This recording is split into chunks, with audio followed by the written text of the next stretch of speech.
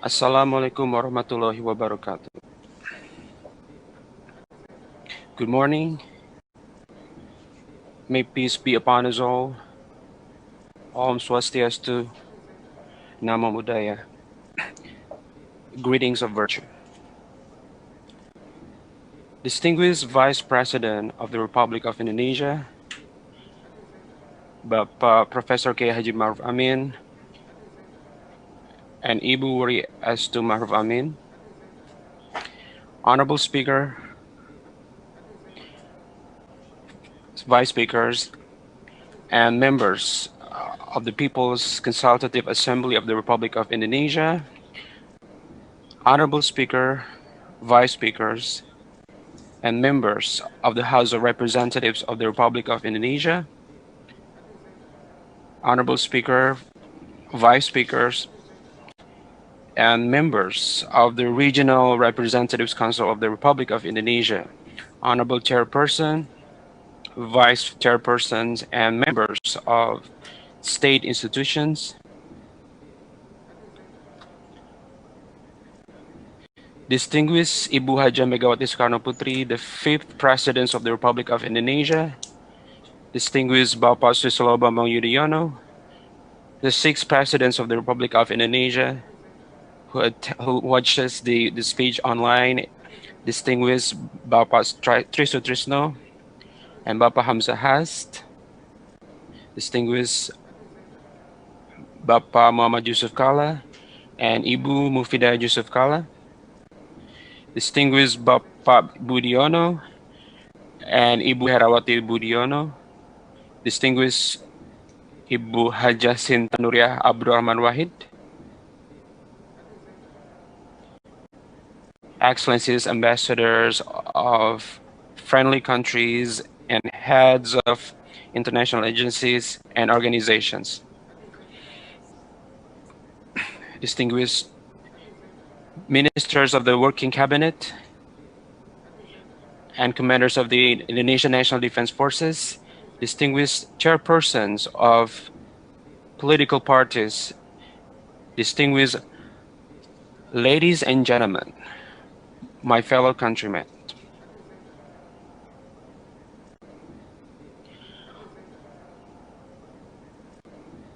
All these chairs in this assembly room should have been fully occupied, with no chair left unused.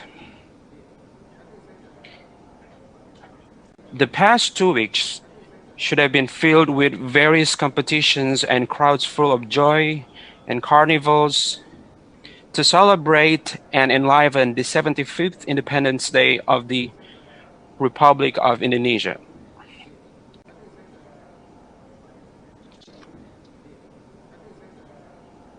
Nonetheless, every single thing that we have planned has to be completely changed. All this must not diminish our gratitude in commemorating the 75th Independence Day of Indonesia. My fellow countrymen, as many as 215 countries, with no exceptions, are currently facing these hard times due to the COVID-19 pandemic. According to the WHO, as of 13th of August, there have been more than 20 million cases worldwide, with the total number of deaths reaching 737,000 lives. All countries, be it underdeveloped countries, developing countries, or developed countries, have been experiencing setbacks due to COVID-19. The ongoing economic crisis is also the worst in history. In the first quarter of 2020, our economy grew by 2.97%, but in the second quarter, the growth contracted by 5.32%. Economies of developed countries even reported a negative growth, even reaching more than -10 to -17%. The setbacks experienced by several developed countries can serve as an opportunity and a momentum for us to catch up.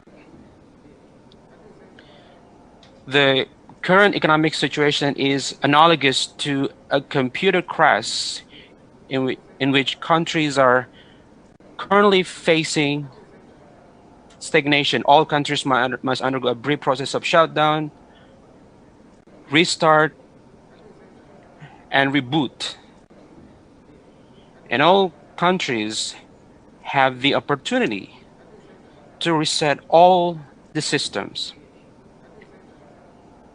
I warmly welcome the moral appeals full of wisdom from the ulamas, religious leaders, and culture bearers to make the momentums of the pandemic as a new awakening. Like once again, a new awakening to make a big leap.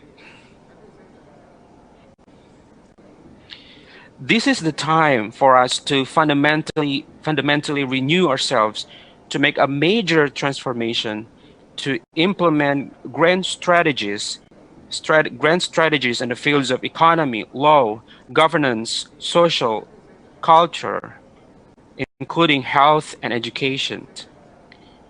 It is time for us to turn this crisis into an opportunity to make big leaps. At the age of 75, we have emerged as an upper middle income country. And 25 years from now, at the centenary of the Republic of Indonesia, we must achieve great progress and make Indonesia a developed country. My fellow countrymen,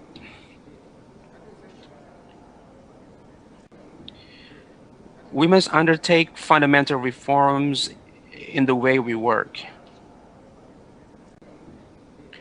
Our readiness and speed are being tested. We had to evacuate Indonesian citizens from the pandemic zone in Tiongkok, in China. We had to provide hospitals, isolation rooms, medicines, medical equipment, and uphold discipline in following health protocols. Everything must be done quickly, in a very short time.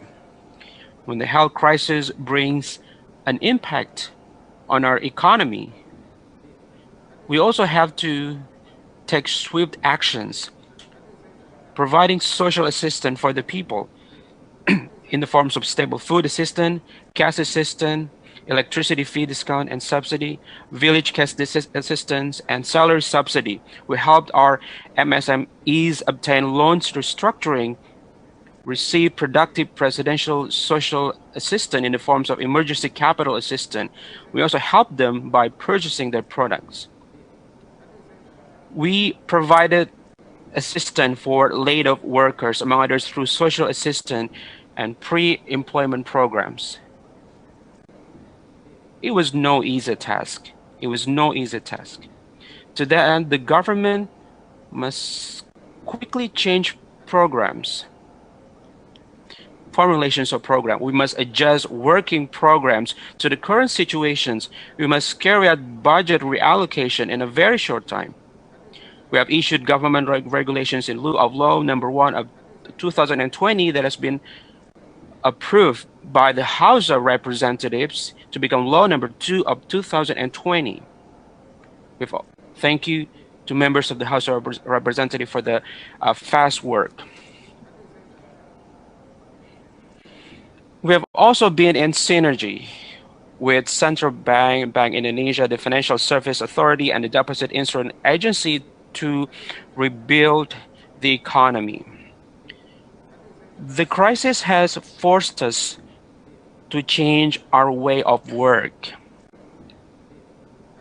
from standard ways to outstanding ways, from ordinary ways to extraordinary ways, from a long and complicated procedure to a smart shortcut, from being procedure-oriented to being result-oriented.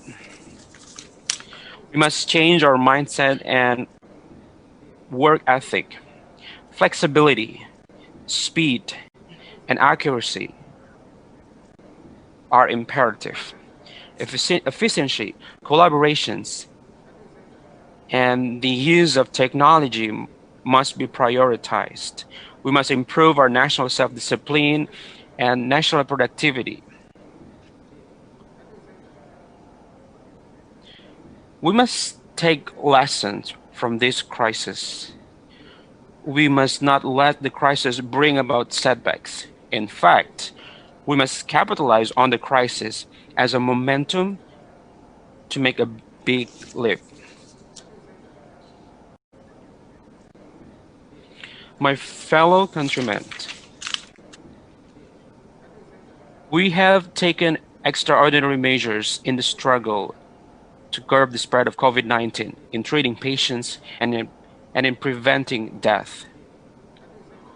On behalf of the people, the nation, and the state, I would like to express my gratitude and highest appreciation to doctors, nurses, and health workers, and all health workers at hospitals, laboratories, health clinics, and isolation rooms,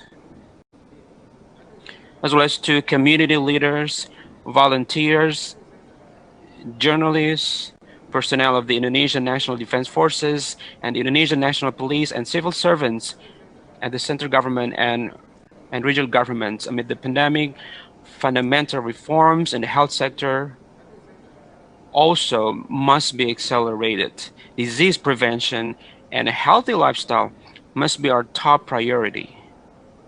We must also continue strengthening the capacity of our human resources, developing hospitals and health centers, as well as medicine and medical equipment industry.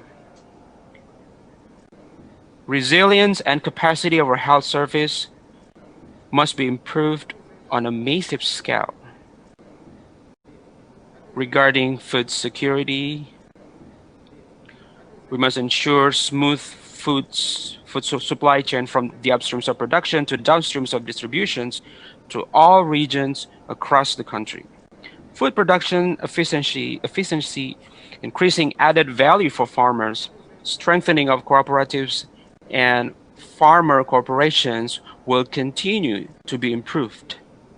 We are building food estates to strengthen national food reserves, not only in the upstream sector, but also in the downstream sector of food product industry.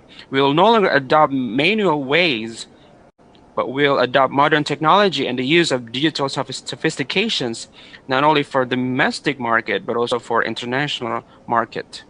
We have started to develop food estates in Central Kalimantan and North Sumatra provinces.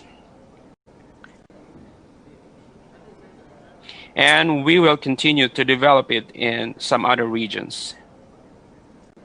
It is a synergy between the government, private sector, and the community as landowners and as workers.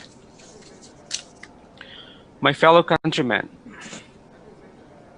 we have been making considerable efforts to establish energy autonomy. In 2019, we managed to produce and use B20 fuel, and this year we will start with B30. So we have been able to reduce the value of all imports in 2019. State-owned oil company PT Pertamina is currently cooperating with researchers who have created the catalyst for green diesel D100, 100% diesel fuel produced from palm oil. Production trial has been accomplished at our two refiners. This will absorb a minimum of 1 million tons of farmer-produced palm for 20,000 barrels of production capacity per day. The massive downstreaming of raw materials is continuously undertaken.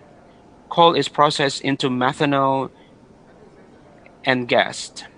Several refineries are being constructed to process crude oil and into refined oil, and at the same time they become petrochemical industries drive.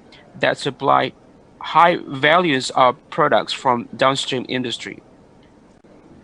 Nickel ore is processed into ferronickel, stainless steel slab, and steel sheet, and is developed as the main material for lithium batteries.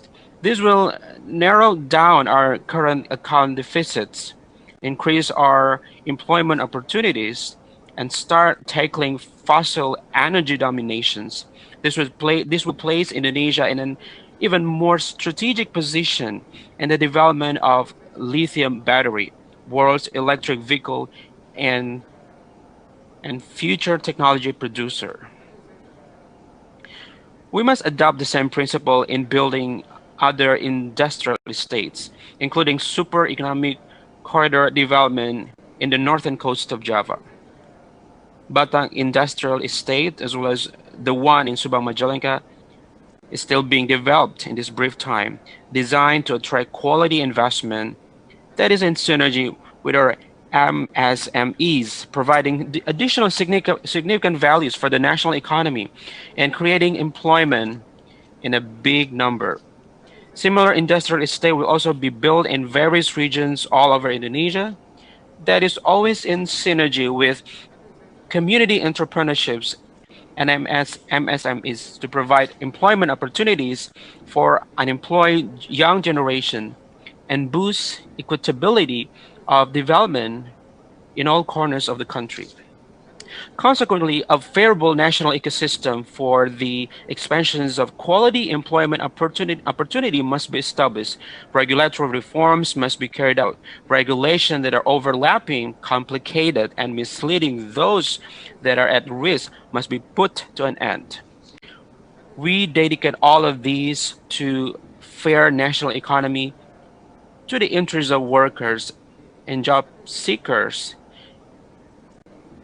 in order to alleviate poverty by providing quality employment opportunity as wide as possible. We want all of them to be employed. We want all of them to prosper. My fellow countrymen, productive and innovative national ecosystem cannot grow without favorable legal, political, cultural, and educational ecosystems. High flexibility and simple bureaucracy cannot be exchanged with legal certainty, anti-corruptions, and democracy. All policies must be prioritized to become environmentally friendly and promote protections of human rights. Speed and accuracy cannot be exchanged with carelessness and arbitrariness. The government always makes efforts of corruption eradication in a serious manner.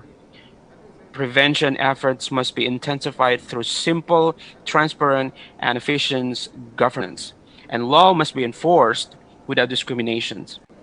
Upholding democratic values cannot be compromised. Democracy must continue to be practiced without disrupting speed at works and legal certainty, as well as the noble values of our nation. The 2020 regional election must be conducted with discipline by following health protocols. The noble values of Pancasila, the unitary state of the Republic of Indonesia, national unity, cannot be exchanged with anything. We will not provide any room for anyone to pose a threat to them. National education system must prioritize religious values as well as develop strong and noble human characters and to excel in innovations and technology. I want all technology platforms to boost the transformations to national advancement.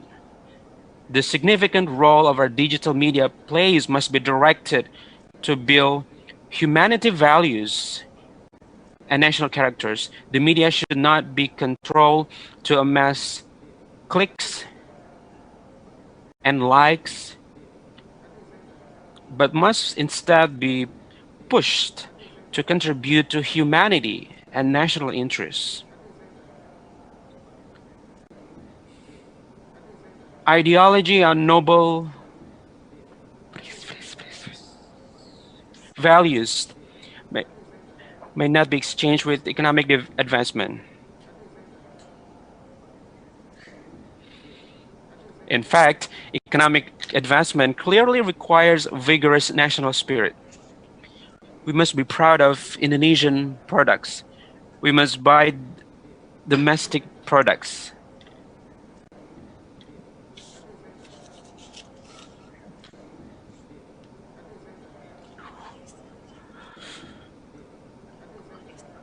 We'd like to apologize for technical difficulties.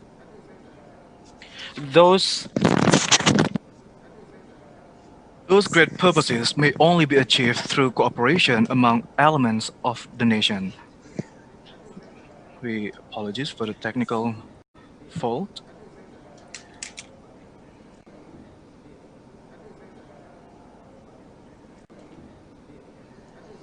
We are still waiting for the connection.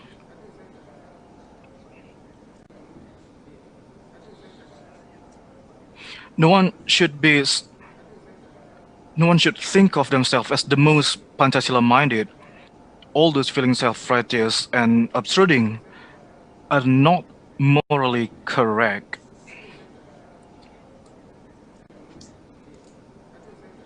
We are fortunate that the majority of Indonesian people from Sabang to Merauke, from Miangas to the island of Rote, uphold solidarity and unity, are tolerant and care for each other, so we can get through these trying times. We are fortunate and thankful for the support and fast work of the chairpersons and members of state institutions who have taken extraordinary measures in supporting crisis handling and turning it into an opportunity to implement the nation's great strategies. The People's Consultative Assembly quickly formulates a new program called the People's Consultative Assembly COVID-19 Care, and also continues to hold dissemination and implementation of Pancasila and the study of our governance system and constitution. With a quick response, the House of Representatives deliberates, approves, and passes government regulation in lieu of Law Number 1 of 2020 to become law to provide legal protection in handling health and economic crisis. And government regulation in lieu of Law Number 2020 to become law as a legal base to postpone regional elections. Other running legislative agenda as follows: deliberation of bill on minerals and coal mining, bill on state finance policy and financial system stability for handling COVID-19 pandemic. The quick response has also been carried out by the Regional Representative Council for emergency issues faced by the regions, starting from people economic empowerment through village enterprises, regional competitiveness improvement, and health protocol application support by drafting 9 bills initiated by the Regional Representative Council and other several agenda in accordance with the respective Regional Representative Council duties. My fellow countrymen, amid various technical difficulties during pandemic, the Audit Board of the Republic of Indonesia is still able to audit and submit 1,180 audit reports of 2019 quickly and thoroughly, provide 36,060 recommendations to the government, and instruct deposit to the state's treasury for 1.39 trillion rupiahs. Those hard internal duties did not affect the audit board's agenda to maintain its role as an external auditor for the international organization and as a member of the Independent Audit Advisory Committee under the United Nations.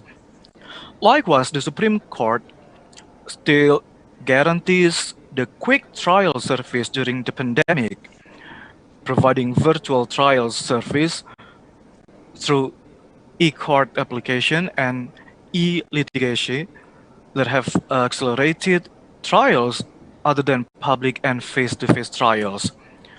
In a bid to expand access for justice seekers, the Supreme Court continues to improve post-service of legal assistance and modernize its case management through electronic court service. It brings success for the Supreme Court in reducing the number of unsolved cases significantly.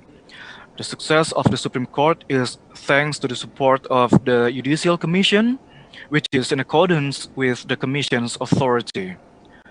The nominations of Supreme Court justice candidates, anti-corruption ad hoc justice candidates, and industrial relations ad hoc justice candidates continue to proceed smoothly. By the same token, the implementation of programs for improving the capacity of justices, court monitoring, investigation, and advocacy for justices also continue to advance. From the period of 2019 to June 2020, the Judicial Commission handled 1,584 public reports, of which 225 sanctions were recommended to impose. The speed and accuracy of the Constitutional Court truly deserve our appreciation. The Constitutional Court continues to improve its governance and the use of electronic services to serve the people in seeking justice.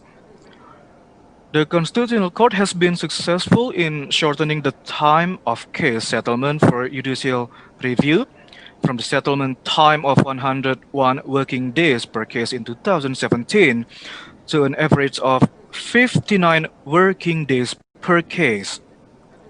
Throughout 2019 to early 2020, the Constitutional Court completed 122 cases of judicial review. In the meantime, the expansions of cooperation at home and abroad continue to be enhanced. The Constitutional Court actively initiates and coordinates various activities at the regional and global levels so that our legal system can be used as reference for democracies around the globe. My fellow countrymen, there are still many big steps that we must take. There are still 25 years left for us to usher in the centenary of the Independence Day of Indonesia, to build Indonesia that we aspire to be. Our current goal is not only to escape the pandemic and to get through the crisis. We are taking measures to make a big leap by making the most of the momentum of the ongoing crisis. The crisis has given us a momentum to catch up, to make a major transformation by implementing grand strategies. Let us resolve fundamental problems. We must make a big leap for a significant progress. We must make the most of this crisis. We must simultaneously and concurrently capitalize on this momentum. We must make Indonesia to be on par with other countries. We must make our country become an advanced Indonesia that we aspire to be. Long live the Republic of Indonesia. Long live the land of Pancasila. Independence. I thank you. Wassalamualaikum warahmatullahi wabarakatuh. Om Santi Santi Om. Namo Buddhaya. Greetings of virtue.